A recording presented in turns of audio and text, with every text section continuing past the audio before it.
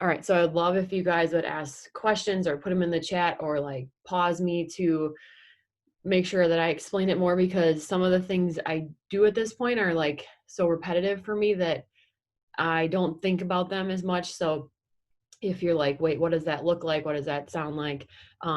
Just pause me and let me know.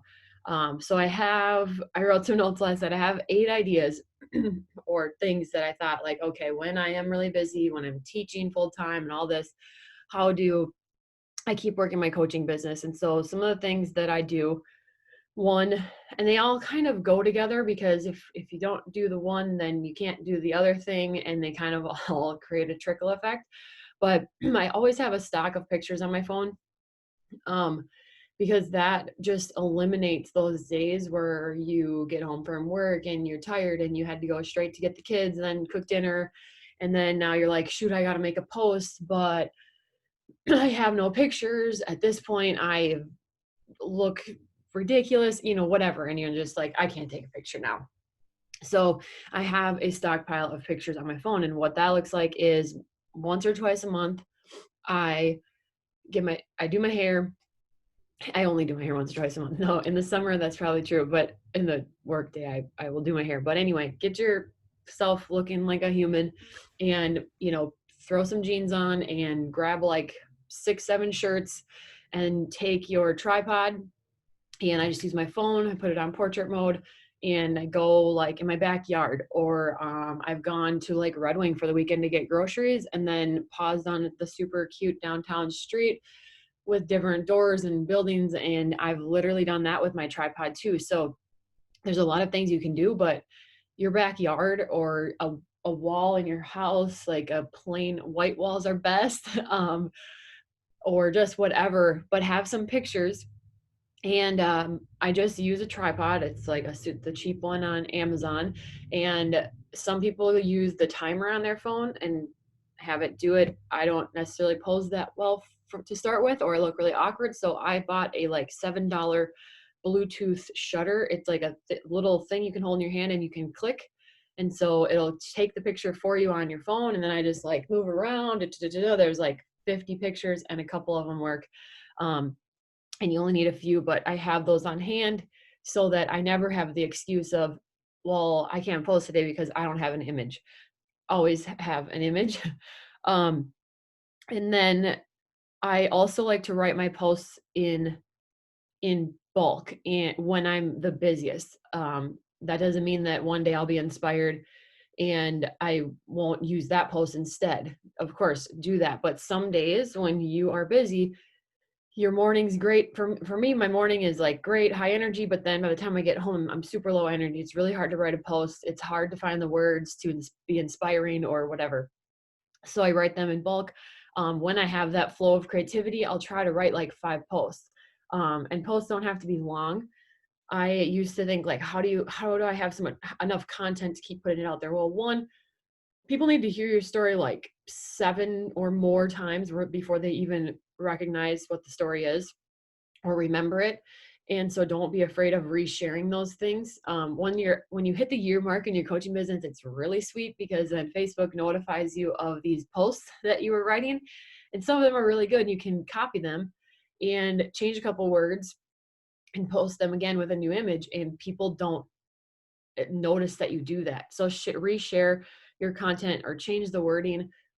If you post really long posts, a lot of times you'll be able to break them down into smaller ones. So instead of telling your journey from start to finish, like pull out the one tiny pain point in there. Maybe you had 5 pain points, pull one out and make that a post, and now you have 5 posts. And if you're like, well, how do I write posts in bulk because I don't even know what I'm saying for the week? That's the other piece of this. So my third thing would be to take a little bit of time before your month starts and write out a little calendar. And for me, that's not something on every single day. That is, I write down, when is my boot camp going to start? Okay, second Monday of the month, my boot camp starting on.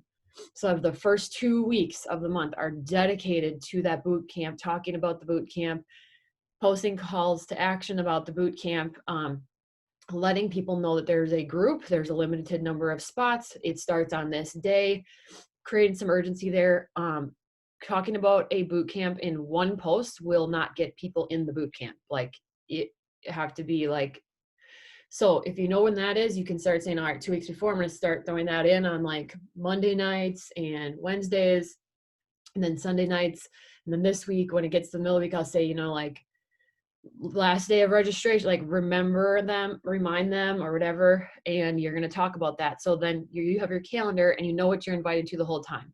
And if you don't make a calendar yet, you're brand new, then go ask your upline when their groups are starting. And they should be able to at least give you the dates so that you can invite to those too. I put on there like this coming month I'm going to try to do an Emerald call for some of my newer coaches, and I'm going to try to do a 1-day coach sneak peek group free for everybody. So then I'll know like the week before I need to have like at least 3 posts or more about that group. And so that helps me know, okay, those are the call to actions that need to happen. So then now I just know that on like Tuesdays and Friday and Saturday, I just need to fill it with something else, which is going to be my story. And maybe I don't know, if you're a foodie, maybe you share a healthy recipe, maybe you share a mom life hack, something that fits you in those. And so then that can give your brain like an idea of like, this is what I'm writing about. And you can have those ready because there will be days when you're super busy that you're not inspired, and it's not okay to not keep showing up. So by having days go by with no posts or days go by with no stories, it looks to the outside world that you've stopped showing up. And I think that's just part of our business. We run a health and fitness business. So that's hard for people in and of itself to stick to things. And so if you don't show up for a few days, I guess I personally wouldn't join that coach, because I'd be thinking to myself, well, I already have a super hard time being consistent after the 2-week mark. And she took a few days off. So how is she going to keep me going if she didn't even keep going? So I use those things to plan ahead. Number 4, make sure that you still take care of yourself during these times. Like when you're super busy, you're going back to work, the kids are going back to school in high, stressful, busy, new transition times. You have to keep getting your own results. So show people that yes, you are super busy, but you can still grab fruits and vegetables and protein or whatever and bring it to lunch, because our meal plans are that simple. Like show them that you don't need to have all this free time to do these things, and show them that you can still get your results by doing our plans, because they are that great, they are that simple. Plus you'll need it. Like in busy times, it's a high stress time, so you need to keep working out. You need to fuel your body so that you have the energy to get through these things. So just make sure that you keep getting your own results too. I'm just checking my notes. Yeah, so that might be meal prepping or whatever it is for you. Follow a workout program schedule, things like that. Number 5, do your tracker on like speed mode.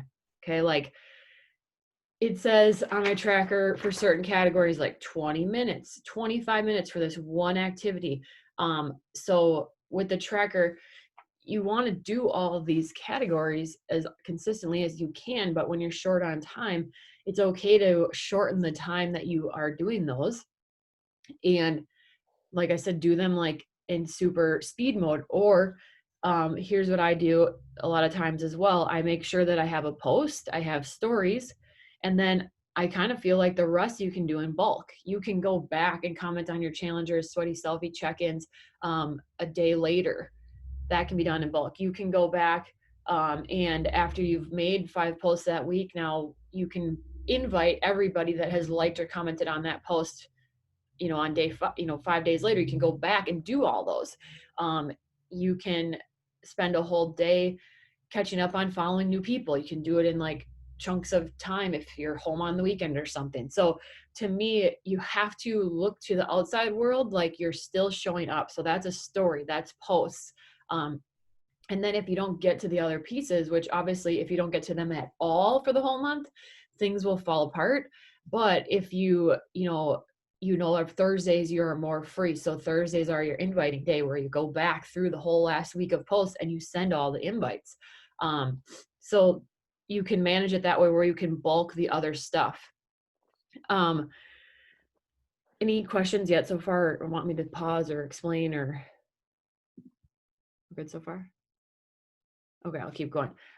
Number 6, know when working hours will be. So when in your schedule, and you might have to sit down and write this out. This was super helpful for me. Um, because when I was trying to be like, okay, well, maybe when I get home from work, there'll be a spare amount of time, or once I get the kids to bed, there might be a time here I can work. But then I didn't communicate that with my spouse, people that I lived with, because it was all kind of just like a, well, maybe if it works out. And then if they didn't go to bed very early or nicely, or there was a rushed appointment after school, then all that work time got taken away and gone. And it was like a what if scenario. Well, this business is that important to me. I didn't want it to be a what if scenario. I wanted to have time where I worked on this. So I found out that when I wrote out my schedule, my only guaranteed hours were in the morning. And that actually, if I only got up an extra 30 minutes to an hour earlier, that I could have a huge chunk of work time. And so for me, that's where I do it. And I know that it's my most consistent time where it is very unlikely that it's uninterrupted. And I have good energy during this time. That was another problem with after work. My energy is sucked. So doing coaching work, a lot of it is hard to do, but also know which activities require good energy and which ones don't. Um, like me sending out invites, I feel like if I don't have good energy behind that, I might as well not do it. Now, don't use that as an excuse to never do it, but I'll put that at the top of my list first thing in the morning. Like, I got to do my invites because I know I need good energy to do those. Those can't be saved for an evening because my energy stinks. Or if I'm making stories and I want to sound energetic, those for me got to be in the morning. That's when my energy is best. So figure out when those times are for you. And maybe you're a night owl, and once the house is calm, that's when you do your thing. But try and find when you can work. And if it's just a half an hour, it's just a half an hour. But think about if you did a half an hour every single day and didn't skip days like maybe you did in the past, and those half hours would build up, and you'll get better and better at those activities during the half hour, and it'll just keep getting more efficient. Number 7, just remember when you are in the busiest of seasons, this is not the time to reinvent the wheel. This is not a time for creating the most gorgeous, perfect looking graphics and newsletters and email things and all the things. Like, when you are super busy, you all already know enough of how you got to this point, and that's what the people in your groups need to or wanted to know, is how to get to where you are. So that's something that I totally cut out during times like this. You just continue with your boot camps, you continue talking to your people, and continue doing what you're doing, and save new stuff for later. If you think of a great idea, put it on a list, but know that you don't need to get to it right this second.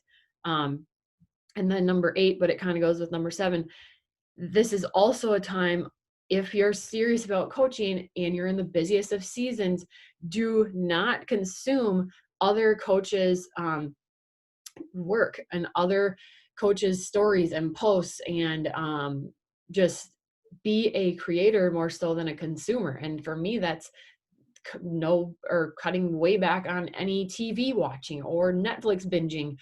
If you're serious about being a coach, and you say you don't have time, but yet you find time to binge 4 episodes of Netflix, like, you had the time. And then if you scrolled Instagram and you know what every coach on this team is doing, or all the top coaches are doing, like, you had time. So just make sure that you do your work first, you create, and then maybe if you get everything done that day, maybe your reward is you get to go scroll Ashley Molstead or whoever you like to creep on, as far as like top coaches or people on this team. But yeah, like Andrea said in the chat, you stick to the vitals on your tracker, and don't worry about the shiny objects, the pretty graphics, it's got to look perfect type of thing. So those were the things that I kind of stick to when I am in the busiest of seasons. And I feel like they kind of all go together. Like, if you just don't take pictures of yourself and have some saved, if you don't write posts or have at least 2 or 3 ready, because maybe you're like, I can't write them in bulk yet. I'm not at that point in my business, we'll have 2 on hand backups for days that you are not inspired and you can't get a post out. Have 2 saved that you could share so that you have that. So do this at whatever scale would work for you. Go ahead. Amy. I just want to piggyback on this last one about like you have time. Honestly, if you're serious about coaching, I need you today to unfollow every single coach, because that doesn't mean you're blocking them. It doesn't mean you can't ever see their content, but they should not be showing up on your feed. Like, go so far as on Facebook, when you see a coach on this team pop up on your news feed, click the 3 little dots and say unfollow this person. Like, Gretchen is one of my dearest friends, like coach friends. I can't see her content because it totally distracts me. I will get sucked into everything, and I'll just like when I want to see what Gretchen is doing, I type in her name and I go and I see, okay, what has Gretchen been up to? She just moved to New York. She's like, how are her kids doing?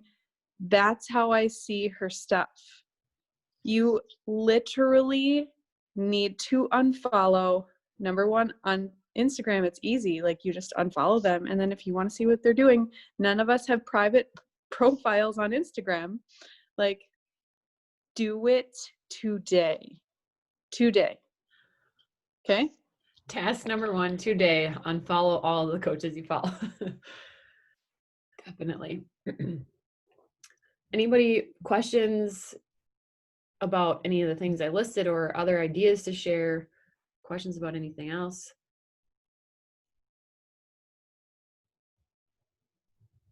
No? Was it helpful? Do you have ideas you're like, oh, I can do this. It doesn't seem so hard. I'm going back to teach, and there's so many teachers in this group, or your kids are going to school or whatever.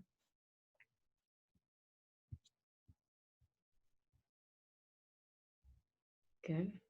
All right. Sounds like we're good. Oh, go ahead, Emily. Oh, you saw that, huh? I saw you unmute.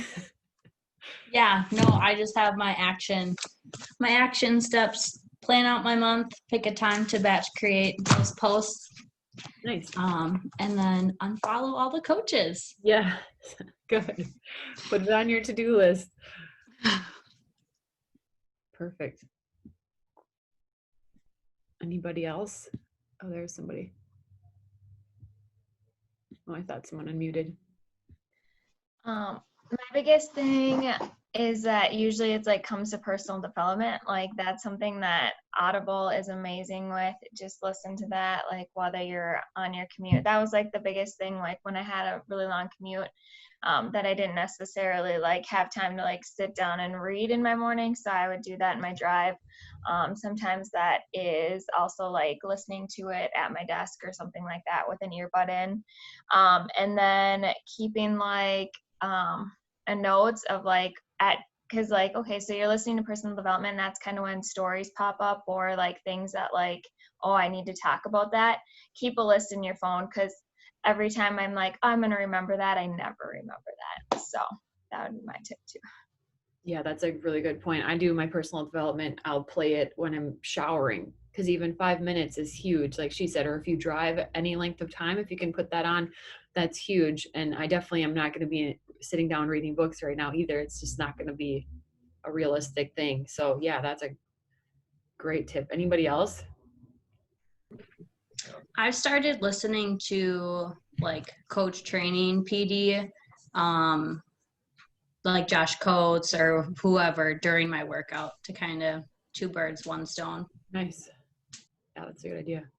Well, the other thing with PD I like to do too, like, is during these higher stress, busy times, and maybe you're not in a busy season, but you can come back to this later when you are, cut back on the trainings and stick to that mindset piece, just so that you aren't adding more information to your brain that you're like, I have to get this in, I have to change things, because I think that can make you feel like less than when you're coaching, because you're like, well, I have this idea, I should really do it, it's gonna be better for my people, but I don't have the time to do it right now. So I like to also shift my personal development during those seasons as well. And I love Brittany's comment about the notes. That's exactly what my phone looks like. I have a page and it says, and it's just a running list, and I put them down and I cross them off when I get there, but I just keep it on my phone so that I always have it. All right, anyone else? We're good. All right.